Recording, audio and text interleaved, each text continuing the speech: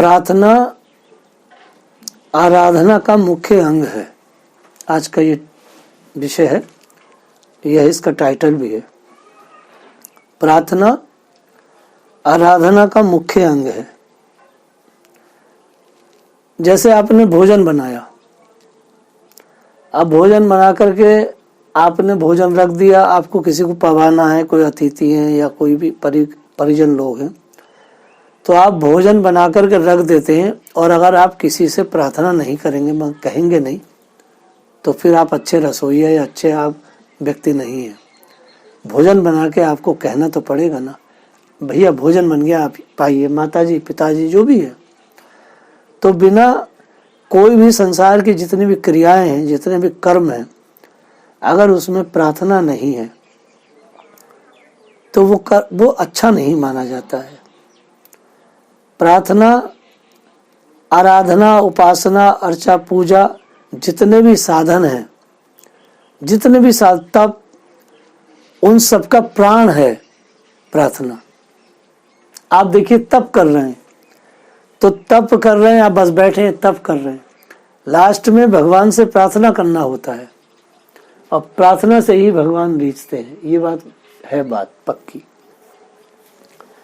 इसलिए संसार में जितने भी साधन हैं, उन सब में प्रार्थना के बिना साधन, दुनिया की प्रत्येक साधना अधूरी है। यहाँ तक कि किसी मूर्तिकार ने मूर्ति भी बनाई, भौतिक दुनिया में भी देखिए आप, और मूर्ति बना करके वो अपने बाजार में या अपनी दुकान पर बैठा है, तो प्रार्थना करता है कि भगवान ये मूर्ति जो है बिक जाए तो ठीक ठाक रहे। जो भी वो किसी भी धर्म का या मजहब का है, लेकिन वो प्रार्थना तो करता ही है, अंदर से करता है। अगर नास्तिक भी है तो अंदर से प्रार्थना करता है कि ये चीज तो हो ही जाए मेरी। तो समस्त साधनों का प्राण जो है वो प्रार्थना है। भगवान के जितने भी अवतार होते हैं, प्रायः सब में प्रार्थना से ही प्रादुर्भाव का प्रसंग प्राप्त होता है। आप देखेंगे जब जब भी ठाकुर जी भक्तों के कहने से अवतार लेते हैं, तो वह अवतार जो है प्रार्थना के बल पर ही होता है। तो सब लोग प्रार्थना करते हैं।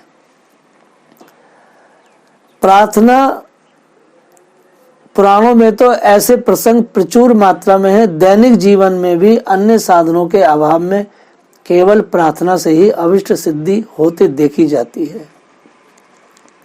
यहाँ तक की स्थिति है, एक व्यक्ति कार में बैठा है और सफर कर रहा है, जंगल में गाड़ी खराब हो जाए, तत्काल प्रार्थना करने लगता है। कोई तप नहीं कर रहा है, कोई उसने भजन नहीं गाया, कोई स्तोत्र नहीं पढ़ा, कुछ नहीं किया, लेकिन प्रार्थना करता है। रोजमर्रा की जिंदगी में भी प्रार्थना मनुष्यों के जीवन में शामिल है। प्रार्थना के बिना कुछ नहीं है। आप बैठे हैं, आप अपने झोली माल लेके नाम जप रहे हैं, तो उसमें भी बीच बीच में प्रार्थना तो करते ही है। व्यक्ति नाम ले रहा, हरे कृष्ण कृष्ण कृष्ण हरे हरे, हरे राम राम राम हरे हरे, और बीच बीच में जब कोई बात याद आती है तो प्रार्थना करता है। जैसे कोई व्यक्ति का भगवान कलेश ना हो, भगवान ये ना हो, भगवान वो ना हो, भगवान ये हो जाए, भगवान वो हो जाए। मैं तो यहाँ तक कहता हूँ, जितने भक्त लोग हैं जो भी थोड़े से भी भगवान की तरफ जुड़े हैं, वो बिना प्रार्थना के रहते ही नहीं है। सब्जी ले रहा व्यक्ति, एक साधारण सा अगर आलू बैगन लौकी लेगा और उसे छांटेगा सब्जी लेने में भी, तो उस लेते में भी प्रार्थना करता है, भाई खराब ना निकले भगवान, मैं जिस लौकी को छू अच्छी निकले। मतलब प्रार्थना एक ऐसी व्याप्त वस्तु है, उसके बिना मनुष्य नहीं रहता है। तो भक्तमाल के जो टीकाकार है, उन्होंने प्रार्थना हरि वल्लभ सब प्रार्थ हो, ये पद बड़ा सुंदर है। उन्होंने कहा है कि मैं भगवान के सभी जितने भक्त लोग हैं, जिनमें कौन कौन है, 16 पार्षद हैं, लक्ष्मी जी हैं, हनुमान जी हैं, जामवन जी, सुग्रीव जी, विभीषण, खगपति, जटायु, ध्रुव, उद्धव, अम्बरीश, विदुर, अक्रूर, सुदामा, चंद्रहास, चित्रकेतु, गजेंद्र, गहा, पांडव और माता द्रौपदी और कुंती, इन सब के चरणों की रज मैं चाहता हूं और इन सब से प्रार्थना कर रहा हूं। इन हरि के प्यारे भक्तों की मैं प्रार्थना करता हूं, इनके चरणों की रज को प्राप्त करने की आशा मेरे मन में धारण है। मेरे मन में ये बिल्कुल पक्की धारणा है, इनकी रज मिले, इनकी रज मिलेगी तो भक्ति होगी। वास्तव में प्रार्थना बहुत ताकतवर चीज है। गजेंद्र से लेकर के द्रौपदी तक भगवान ने मात्र उनका तप इत्यादि नहीं देखा, सिर्फ प्रार्थना देखी। आप देखिए गजेंद्र ने कौन सा तप किया था और द्रौपदी जी क्या कर रही थी, कोई विशेष तप नहीं कर रही थी, गृहस्थी में थी और उनके पति थे। एक घोर गृहस्थी में फंसी हुई एक देवी, और वह देवी प्रार्थना कर रही है। दुशासन उनको नग्न करना चाहता, लज्जा के मारे प्रार्थना कर रही थी, भगवान मुझे आप बचा लीजिए नग्न होने से। तो भगवान प्रार्थना पर एकदम से अभिष्ट पूरा करने वाले होते हैं भक्तों का, इसलिए नाभाजी सबकी प्रार्थना करते हैं। जिस भक्ति के कारण भक्त भगवान के वल्लभ बन जाते हैं, वह भक्ति भक्तों के चरण रज के सेवन से प्राप्त होती है, ये बात पक्की है। कोई व्यक्ति भक्ति ऐसे डायरेक्ट नहीं कर सकता। श्रीमद् भागवत के 5वें स्कंद में, जिसको मैं ब्राह्मण भाष्य कहता हूं, उसमें एक बहुत ही सुंदर बात कही गई है।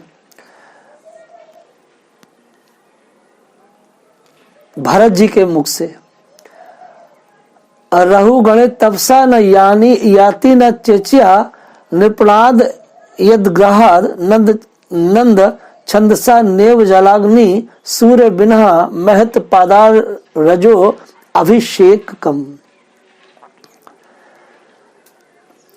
भरत जी ने कहा, हे रहुगण राजा, महापुरुषों के चरणों की धूलि से अपने को नहलाए बिना केवल तप यज्ञ और वैदिक कर्म, अन्न का दान, अतिथि सेवा, दीन सेवा आदि ग्रहोचित धर्मानुष्ठान, वेदा अध्ययन, जल अग्नि और सूर्य की उपासना आदि किसी से भी साधन से यह भगवत भक्ति प्राप्त नहीं हो सकती।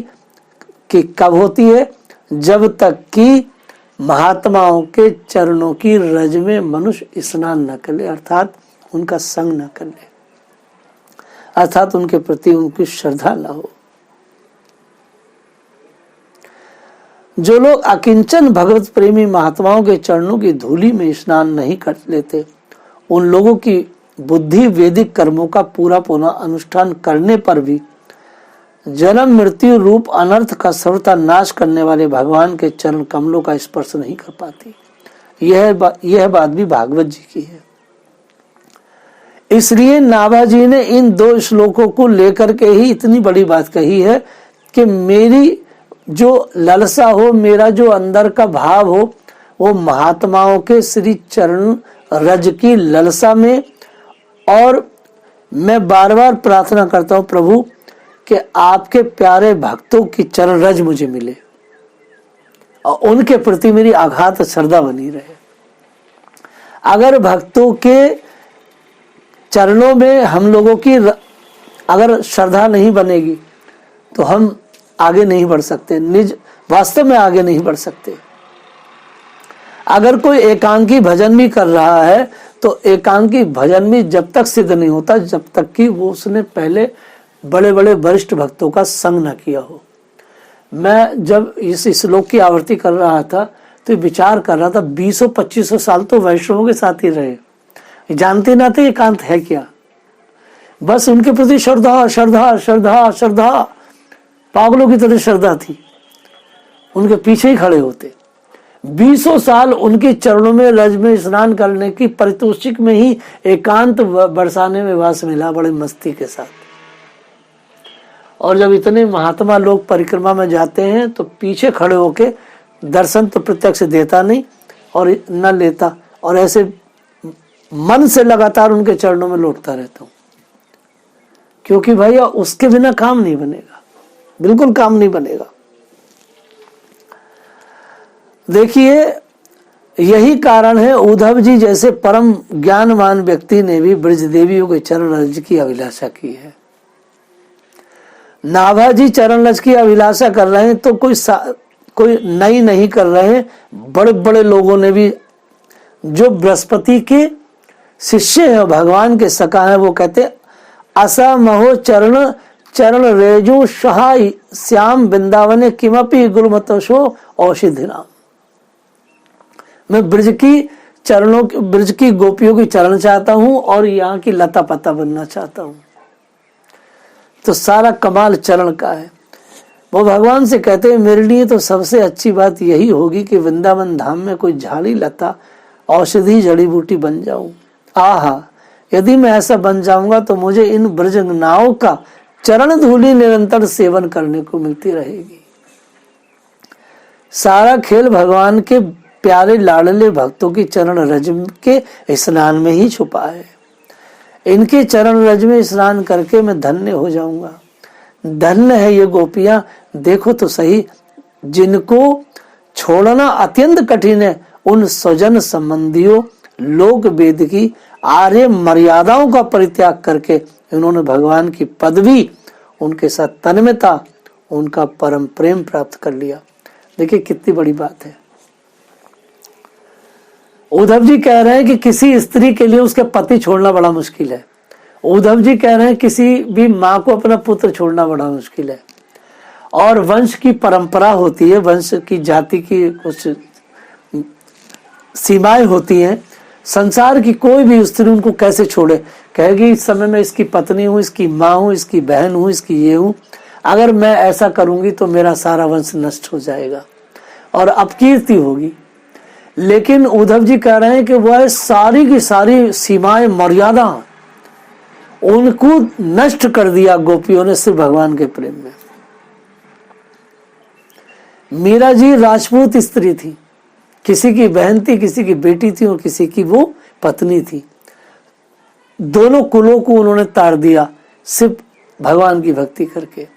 शुरू में लोगों ने कहा इसने राजपूतों की नाक कटा दी, लेकिन आगे चल के पता चला कि इसने राजपूतों की नाक को ऊंचा कर दिया है। नहीं भाई, तो उद्धव कह रहे हैं कि मुझे इन गोपियों के चरण रज मिल जाए, जिन्होंने वेद की मर्यादा का भी उल्लंघन कर दिया, डरी नहीं। संसार की कोई स्त्री जो सती है वो वेदों की मर्यादा को भंग नहीं करती है। जैसे आप भी कहती हैं वेदों की मर्यादा कैसे भंग करूं महाराज, सब अक्सर स्त्रियां कहती हैं। भोग की लालसा के कारण वेद की मर्यादा को कुछ छदम औरतें कहती हैं, ये बात पक्की है।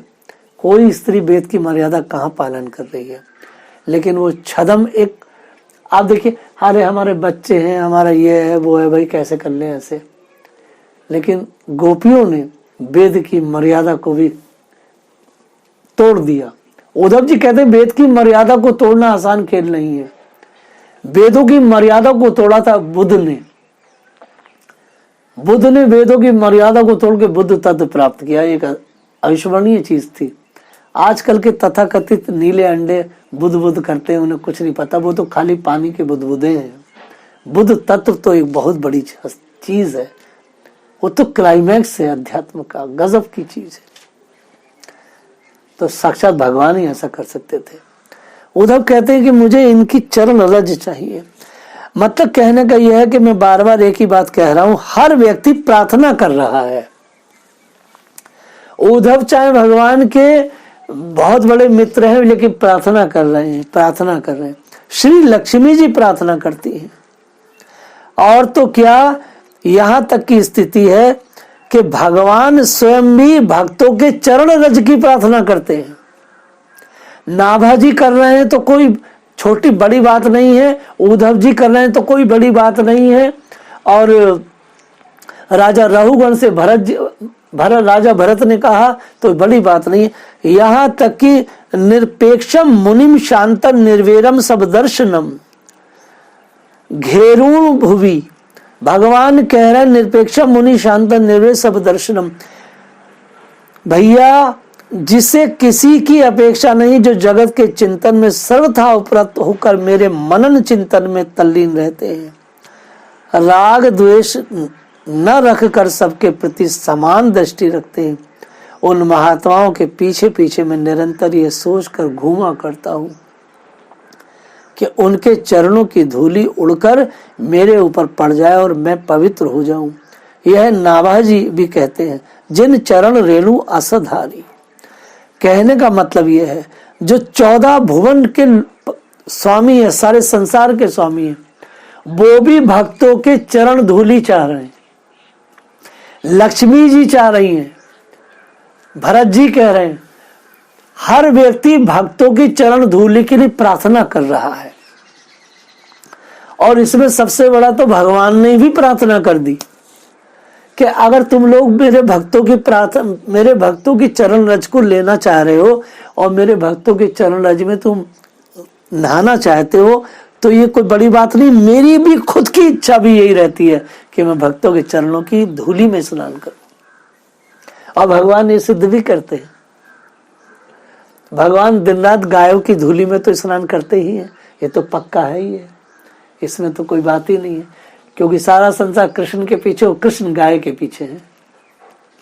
और भगवान यहाँ कह रहे हैं कि मैं उन संतों के पीछे हूं जो मेरे लाडले, उनके पीछे पीछे रहता हूं चुपचाप। उनसे उड़ती हुई पद चिन्हों से जो धूल उड़ती है उससे मैं आनंद लेता हूं। तो हर व्यक्ति प्रार्थना कर रहा है। क्या प्रार्थना कर रहा है? कि भगवान के भक्तों के चरण नीड़ू मिले। जो भगवान के प्यारे भक्त में 14 भुवनों में दुर्लभ है, मैंने उन्हीं के चरण नीड़ू को प्राप्त करने की आशा की है, ये नाभाजी कह रहे हैं। वास्तव में क्या है? देखिए, एक बहुत बड़ी बात कह रहा हूं। अगर कोई व्यक्ति खाली योगी है, सन्यासी है, तपस्वी है, तो भगवान कह रहे हैं मेरा उससे कोई प्रयोजन नहीं है। अगर वो मेरा प्रेमी है तो मेरा प्रयोजन है। इसलिए सांख्य योग क्या है? कि तप, वैराग्य आदि जितनी चीजें हैं प्लस प्रेम का एक संयुक्त उपक्रम है। प्रेम के बिना तो कुछ नहीं। अगर शुष्क सन्यासी है तो भगवान उसकी तरफ को ज्यादा नहीं देखते। अगर लाडला प्रेमी तरलता के साथ सन्यास है, जैसे भगवान श्री चैतन्य का सन्यास नाचता गाता सन्यास था, उनका सन्यास अद्भुत था। देखिए आप, भगवान दंडी स्वामी हैं, भगवान श्री चैतन्य दंडी स्वामी हैं। दंडी स्वामी एकदम अपने में आत्मरमण डूबने वाले, लेकिन भगवान श्री गौरांग ने क्या किया? उनका जो सन्यास था वो नाचता था, उनका सन्यास गाता था, उनका सन्यास प्रेम देता था, उनका सन्यास प्रेम लेता था। कैसे थे वो सन्यासी? कि एक बार जगदीशपुर में भगवान श्री जगन्नाथ सुभद्रा बलदेव का श्री गौरांग देव दर्शन कर रहे हैं। एक स्त्री खम्भे पे चढ़ के और भगवान श्री गौरांग के कंधे पर उसने अपना पैर रख करके और ठाकुर जी में डूबी हुई है। और और भक्तों ने कहा महाप्रभु, क्योंकि सन्यासी स्त्री को ना छुए, तो महाप्रभु ने देखा नहीं तो स्त्री मेरे कंधे पर पैर रख के चढ़ी हुई है। तो महाप्रभु ने कहा इसको कुछ मत बोलो, इसे होश ही नहीं है। तो गौरांग महाप्रभु ने भी उस भक्ता माता के चरण रज से स्नान कर लिया। आप देखिए बात, मैं तो इसको इसी तरह से याद कर रहा हूं। और महाप्रभु ने कहा टोको मत, इसका भाव खराब हो जाएगा। तो मैं तो सोचता हूं भगवान ने, गौरांग देव ने भी भक्तों के चरण रज को, विशेषकर माता के चरण रज को, देवी के चरण रज में स्नान किया। सरेआम जगदीशपुर में जगन्नाथ सुभद्रा बलदेव के सामने हर व्यक्ति जो भी साधना में लगा है वो सब के सब भगवान के लाडले प्रेमी भक्तों के चरणों के रज में स्नान करने की अभिलाषा करते हैं। हर व्यक्ति प्रार्थना कर रहा है। तो प्रार्थना ये प्रत्येक साधना का एक उपक्रम है। एक बिना इस यंत्र के आप कुछ नहीं कर सकते। रोजमर्रा में भी प्रार्थना, पल पल प्रार्थना, क्योंकि तप नहीं किया जा सकता, कोई स्तुति नहीं गाई जा सकती, लेकिन व्यक्ति प्रार्थना हर पल करता है। जय श्री राधे।